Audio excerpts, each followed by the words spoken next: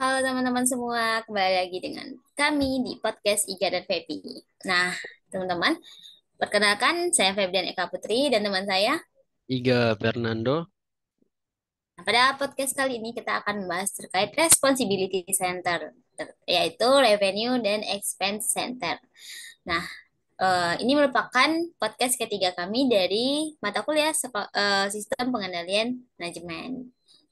Oke, mungkin kita langsung aja ya Kak Iga ya. Eh, bakal chit-chat terkait Responsibility Center, Revenue and Expense Center. Oke. Mari kita mulai mungkin Feby bertanya terlebih dahulu kepada Kak Iga. Nah, menurut Kak Iga, apa sih yang dimaksud dengan tanggung jawab sendiri berkaitan dengan materi kita juga ya? Jadi bisa dijelaskan Kak apa yang dimaksud dengan pusat pertanggungjawaban? Oke, kalau pusat tanggung jawab ya, itu dari IGA itu adalah suatu konsep dalam suatu manajemen, baik itu manajemen keuangan maupun akuntansi yang digunakan dalam organisasi atau perusahaan, yang dimana fungsinya itu untuk mengelola dan mengendalikan sumber daya, baik itu sumber daya manusia maupun sumber daya yang ada, dan juga kinerja dan juga tanggung jawab. Nah, konsep dari pusat tanggung jawab ini itu biasanya berguna dalam hal membantu dalam pengorganisasian tugas dan juga pastinya tentang tanggung jawab dalam suatu organisasi, yang dimana itu agar dapat mencapai tujuan dan sasaran uh, perusahaan yang telah ditetapkan. Jadi lebih singkatnya itu pusat tanggung jawab itu seringkali berfokus pada satu area atau fungsi tertentu dalam suatu organisasi. Seperti fokusnya di departemen penjualan atau di produksi atau di keuangan atau di pemasaran. Jadi setiap pusat tanggung jawab itu uh, dia mengelola di bagian atau di bagian daerah area-area yang sudah ditetapkan. Eh, dan juga pusat tanggung jawab itu adalah alat manajemen yang penting untuk memungkinkan organisasi dalam hal mengolah sumber dayanya agar dapat lebih efisien dan juga eh, un- dan juga sebagai dalam hal pengambilan keputusan. Dan juga dengan adanya pusat tanggung jawab ini, organisasi itu dapat mengkoordinasikan aktivitas dan fokus pada pencapaian tujuan dari keseluruhan yang dilakukan oleh perusahaan. Mungkin itu KPB. Oke, jadi dengan adanya pusat tanggung jawab tadi kita tuh perusahaan tuh bisa lebih mengefisienkan, memaksimalkan sumber daya yang ada di perusahaannya ya Kak. Dan dengan adanya pusat pertanggungjawaban itu juga jelas ya bagaimana pembagian-pembagiannya, terus juga bagaimana sih perusahaan itu akan mencapai tujuannya. Oke, nah mungkin selanjutnya di Kak Iga, apa aja sih sebenarnya jenis-jenis dari pusat pertanggungjawab tadi? Nah, jadi dalam manajemen keuangan maupun akuntansi itu terdapat beberapa jenis pusat tanggung jawab KPB yang biasa digunakan dalam organisasi, yang dimana itu untuk mengelola sumber daya dan membantu kinerja. Nah, jenis-jenisnya itu biasanya yang pertama itu adalah pusat tanggung jawab produksi. Jadi, pusat tanggung jawab itu dibagi dalam hal fungsinya. Yang pertama yaitu di bagian produksi, ya biasa untuk berfokus bertanggung jawab atas produksi barang maupun jasa. Lalu yang kedua itu di bagian fungsi itu ada di bagian pemasaran KPB. Jadi bertugas bertanggung jawab atas penjualan dan pemasaran produk atau jasa yang ditawarkan perusahaan. Dan yang ketiga di bagian fungsi itu ada pusat tanggung jawab keuangan KPB. Yang dimana itu bertugas bertanggung jawab atas manajemen keuangan, termasuk dalam hal pengelolaan anggaran maupun tentang aset keuangan perusahaan. Lalu jenis kedua yaitu pusat tanggung jawab berdasarkan lokasi KPB. Jadi pusat tanggung jawab itu dibagi berdasarkan cabang. Jadi biasanya bertanggung jawab atas operasi di lokasi-lokasi tertentu atau cabang-cabang dari perusahaan baik itu di kota atau negara yang berbeda. Lalu jenis ketiga yaitu pusat tanggung jawab berdasarkan proyek. Jadi dibagi berdasarkan tanggung jawabnya atas proyek-proyek tertentu yang memiliki tujuan dan anggarannya masing-masing. Lalu jenis selanjutnya itu pusat tanggung jawab itu berdasarkan produk atau layanan yang diberikan. Jadi eh, biasanya pusat tanggung jawab produk dan layanan ini dibagi menjadi dua, yakni di bagian produk dan layanan. Jadi kalau di bagian produk itu bertanggung jawab atas eh, produksi, penjualan, dan pengolahan produk tertentu. Kalau pusat tanggung jawab di bagian layanan ya biasanya atas penyediaan layanan tertentu, atas penyediaan layanan tertentu. Lalu yang bagian kelima itu jenis kelima pusat tanggung jawab berdasarkan divisi atau departemen KPB. Jadi dibagi lagi menjadi tiga. Jadi pusat tanggung jawab itu dibagi ke departemen keuangan yang bertugas untuk manajemen keuangan. Lalu yang kedua di bagian departemen produksi ya biasa bertugas bertanggung jawab atas proses produksi. Dan yang ketiga departemen pemasaran yakni bertanggung jawab atas aktivitas pemasarannya KPB. Lalu bagian keenam, jenis keenam itu biasanya dibagi ke dalam hal proses bisnisnya. Jadi pusat tanggung jawab itu dibagi berdasarkan rantai pasokan maupun pusat tanggung jawab berdasarkan pelanggan. Dan yang terakhir, ya yang paling penting itu ya pusat tanggung jawab itu berdasarkan di bagian kinerja keuangan KPB. Jadi ada pusat tanggung jawab terkait laba, ya biasa untuk bertanggung jawab atas mencapai target laba dari perusahaan. Dan yang terakhir, bagian kinerja keuangan itu pusat tanggung jawab pada bagian biaya. Jadi bertanggung jawab atas mengendalikan biaya dan pengeluaran dari perusahaan kita KPB. Jadi setiap pusat dan tanggung jawab ini memiliki karakteristik dan tanggung jawabnya masing-masing. Jadi organisasi itu mungkin menggunakan beberapa kombinasi dari beberapa jenis yang Iga sampaikan tadi. Jadi memiliki bagian-bagiannya masing-masing. Jadi terpusat itu KPB untuk bagian jenis-jenisnya.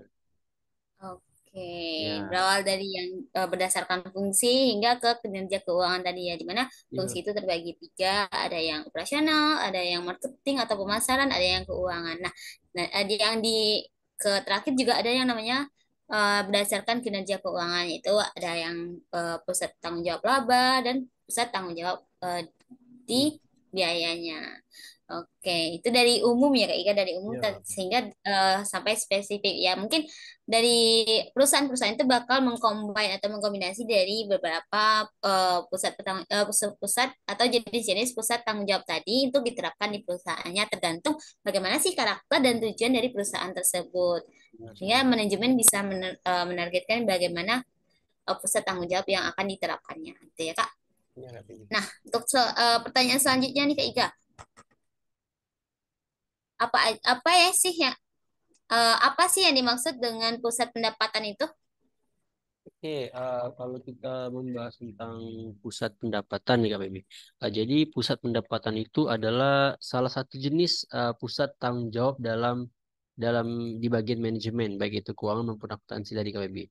Jadi pusat ini itu berfokus pada penghasilan atau pendapatan yang dihasilkan oleh suatu bagian baik itu proyek maupun produk atau layanan dalam organisasi. Jadi tujuan utama dari pusat pendapatan ini adalah untuk memantau sekaligus mengukur dan mengelola pendapatan yang dihasilkan agar mencapai target dan tujuan yang telah ditetapkan oleh perusahaan. Jadi ya fokus pada pusat pendapatan ini ya ingin mencapai target dan tujuan yang telah ditetapkan perusahaan berdasarkan pengelolaan pendapatan yang telah didapatkan KPB. Dan juga uh, pusat pendapatan ini ada beberapa karakteristik sendiri KPB, yakni dalam hal pengukurannya yang bagian yang dimana pengukurannya itu biasanya diukur dengan pendapatan kotor sebelum potongan atau pengurangan lainnya. Lalu di bagian pendapatan juga ada penentuan harga dan strategi penjualan, yang dimana pusat pendapatan itu dapat berperan dalam hal menentukan harga produk atau layanan yang mereka tawarkan. Lalu ada bagian aset profitabilitas. Jadi pusat pendapatan juga harus menganalisis profitabilitas dari suatu produk, proyek, atau layanan yang perusahaan kita tangani. Sehingga itu bisa membandingkan pendapatan dengan biaya yang terkait untuk menentukan apakah suatu produk atau layanan ini menghasilkan keuntungan atau kerugian KPB. Dan juga ada juga tentang pengelolaan target pendapatan. Jadi pusat pendapatan ini memiliki tanggung jawab untuk mencapai atau melebihi target pendapatan yang telah ditetapkan. Jadi kita ada target nih. Jadi menetapkan target untuk pendapatan yang harus kita lebihi atau kita capai gitu Pak Billy.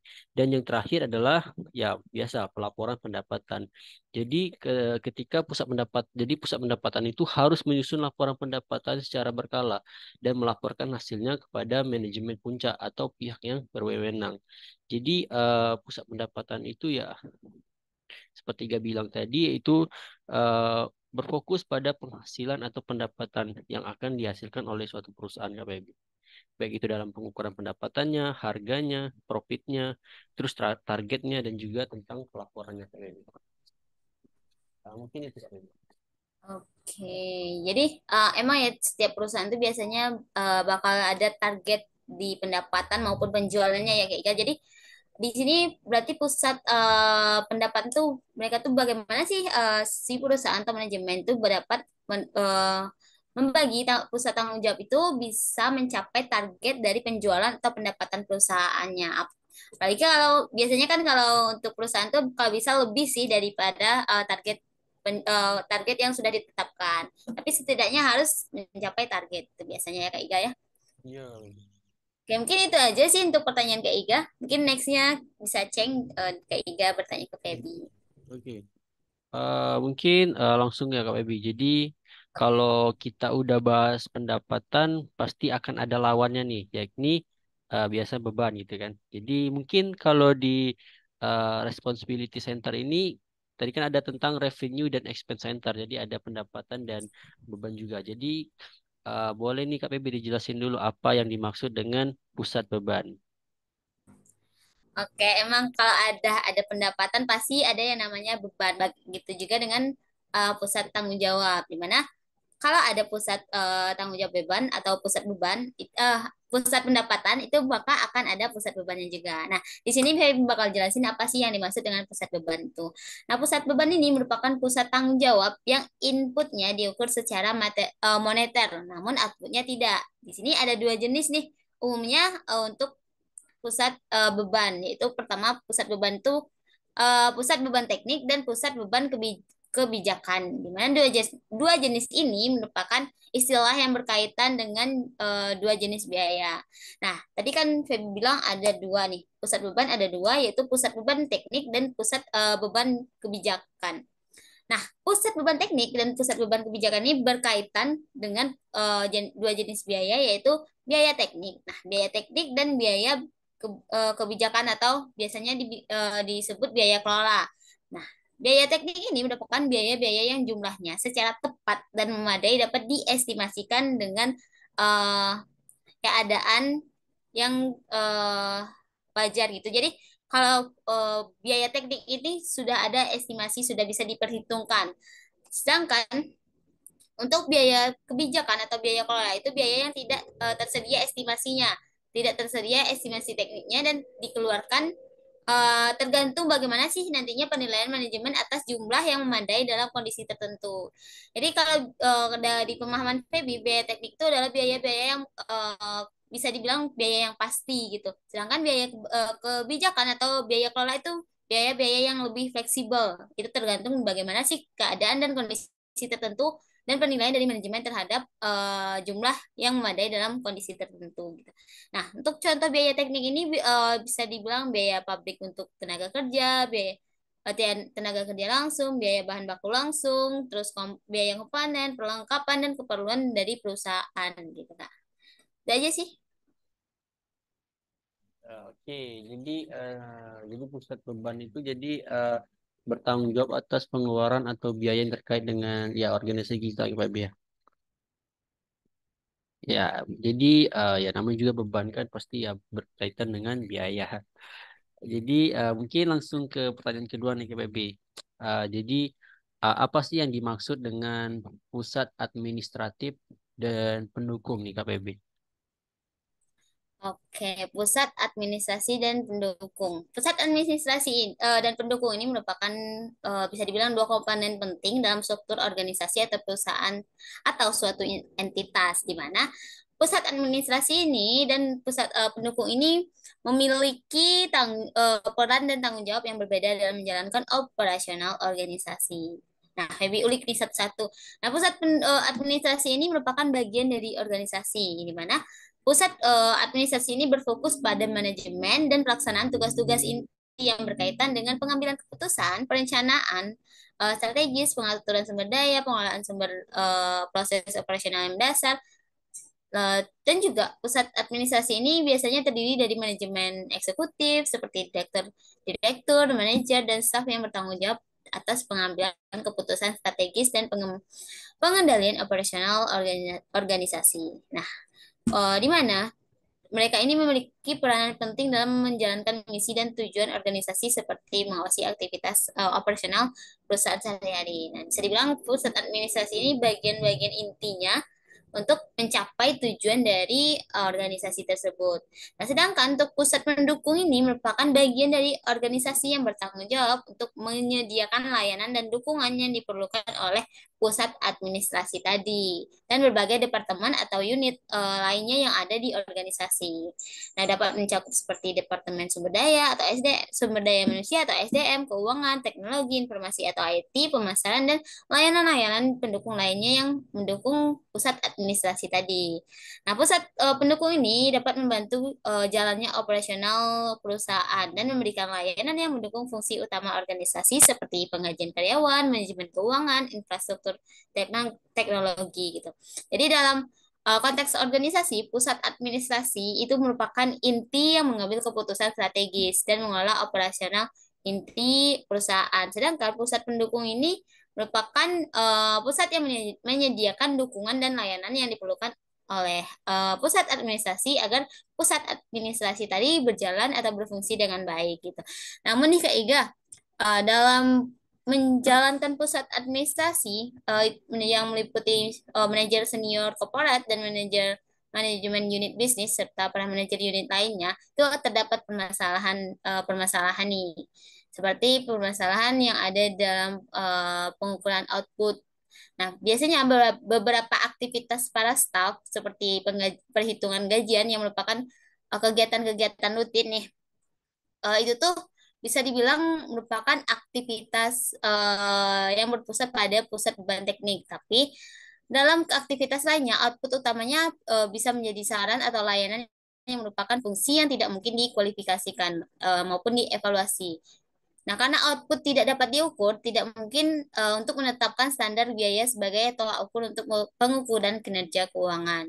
Sehingga dengan tidak adanya tolak ukur eh, dari pengendalian tadi, maka varian anggaran tidak dapat diinterpretasikan sebagai gambaran dari kinerja yang efisien dan tidak efisien. Jadi, dari pusat administrasi dan pendukung ini terdapat kesulitan dalam pengukuran outputnya. Dan ada juga permasalahan kedua, tidak adanya keselarasan cita-cita antara perusahaan, tujuan atau cita-cita perusahaan dengan masing-masing dari individu anggota perusahaannya. Jadi mungkin ini bisa ditanggulangi nanti oleh perusahaan untuk bagaimana sih untuk meminimalisir adanya permasalahan-permasalahan terkait kesulitan dalam pengukuran output dan ketidakselarasan cita-cita tadi. Itu aja sih. Oke, terima kasih kalau atas jawabannya. Jadi dapat dipersingkat ya. Jadi kalau administratif itu ya yang utamanya kayak Baby ya. Jadi pusat utama ya. Dan juga kalau pendukung itu bisa dikatakan sebagai pusat layanan umum. Dan juga tadi terdapat dua masalah. Jadi mungkin itu dapat diatasi dari organisasi itu sendiri ya Kak Baby. Iya, Kak. Iya, jadi ya itu mungkin ya untuk pusat administratif dan juga pusat pendukung. Yang dimana ya itu pasti untuk mendukung kegiatan utama dari perusahaan. Mungkin untuk pertanyaan terakhir nih Kak Febi, eh, apa sih yang dimaksud dengan pusat penelitian dan pengembangan? Nah, mungkin itu Kak Febi untuk yang terakhir. Oke, pusat penelitian dan pengembangan ya. Bisa dilihat ya dari nama pusatnya aja udah kayak merupakan inti nih, tonggak lah istilahnya dalam perusahaan di mana kalau nggak ada yang bagian pusat penelitian pengembangan, mungkin perusahaan tidak akan bisa berkembang dan tidak akan bisa menyesuaikan diri dalam perubahan-perubahan yang ada gitu. Jadi kan sekarang itu banyak sekali perubahan-perubahan tuh. Nah, sangat dibutuhkan tim yang namanya penelitian dan pengembangan agar si departemen atau tim ini bisa meneliti apa sih kekurangan dan kelebihan dari perusahaannya dan perusahaan-perusahaan yang lainnya yang merupakan perusahaan pesaing. Terus bagaimana sih solusi dalam pengembangan pengembangan produk ataupun manajemen perusahaannya untuk bersaing di pasar yang lebih kompetitif gitu ya. Nah, Feby jelaskan di sini ya terkait pusat penelitian dan pengembangan. Biasanya R&D ya, R&D, Research and Development. Nah, pusat penelitian dan pengembangan ini merupakan sistem pengendalian manajemen yang merujuk pada bagian atau unit dalam sebuah organisasi yang khususnya bertanggung jawab untuk melakukan penelitian, pengembangan, dan inovasi produk, layanan ataupun proses baru. Nah, fungsi pusat penelitian dan pengembangan ini bertujuan untuk menciptakan nilai tambah, meningkatkan daya saing, dan memastikan keberlanjutan bagi organisasi dalam jangka waktu panjang. Nah, biasanya pusat penelitian dan pengembangan ini bisa dibilang memiliki beberapa aspek yang relevan seperti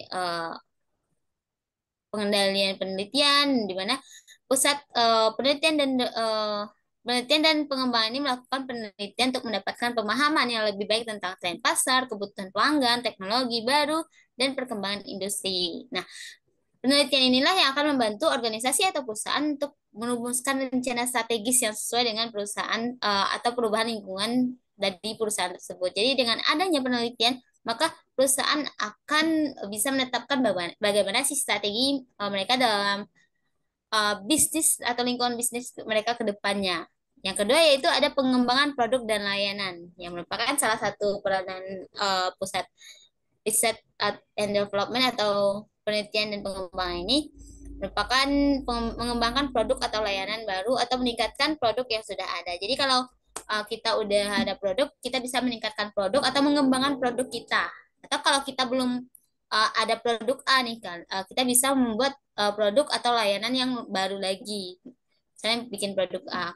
Saya perusahaan udah punya produk A, sedangkan tren kini lagi tren-trennya produk B. Nah, perusahaan bisa nih untuk mengembangkan produk atau layanan yang baru lagi yaitu produk B tadi gitu.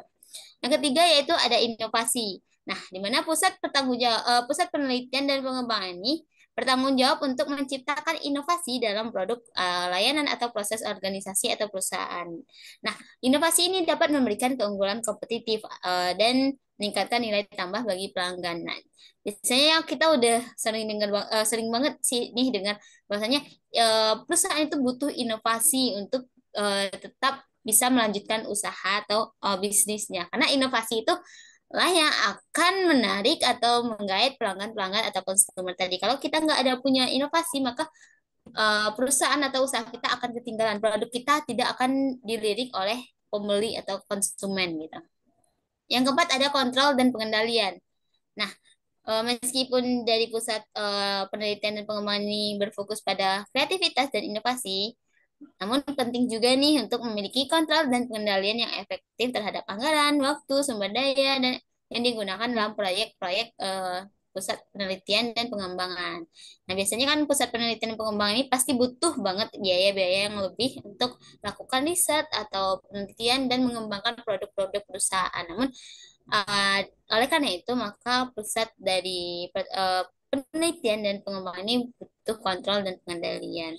Yang kelima, yaitu berkolaborasi dengan bagian lain seperti bagian operasional. Jadi, pusat penelitian ini harus berkolaborasi dan bekerja sama dengan divisi atau bagian-bagian lain untuk menciptakan produk, untuk memasarkan produk, untuk memberikan inovasi-inovasinya terhadap produk-produk yang akan dikembangkan atau dihasilkan oleh perusahaan. Yang keenam yaitu pengukuran kinerja. Pasti setiap perusahaan ataupun bagian-bagian itu membutuhkan pengukuran kinerja untuk melihat bagaimana sih perkembangan atau bagaimana sih peningkatan dari pusat atau di departemen-departemen masing-masingnya. Nah, pusat penelitian dan pengembangan ini merupakan elemen penting dalam strategi pengendalian manajemen karena berkontribusi pada pertumbuhan dan kesuksesan jangka panjang organisasi dengan menghasilkan inovasi dan produk yang relevan dengan pasar. Nah, selain itu juga penelitian dan pengembangan ini harus beroperasi dengan efisien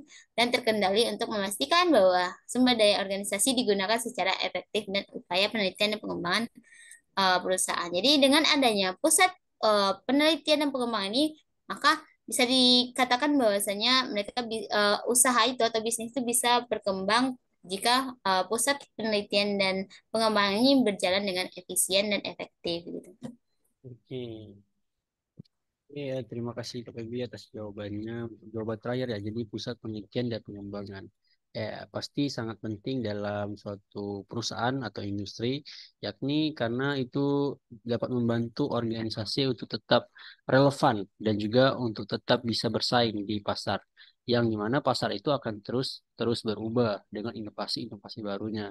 Dan juga keberhasilan pusat itu ya biasanya bantu dengan R&D tadi atau R&D itu sering diukur berdasarkan kemampuan dari perusahaan menciptakan produk baru atau teknologi baru untuk meningkatkan laba dan juga pertumbuhan organisasinya ya Kak Febi. Iya, banget Kak. Mungkin itu saja dari pertanyaan dari saya Kak Febi mungkin dikembalikan lagi nih sama Kak Febi untuk ditutup.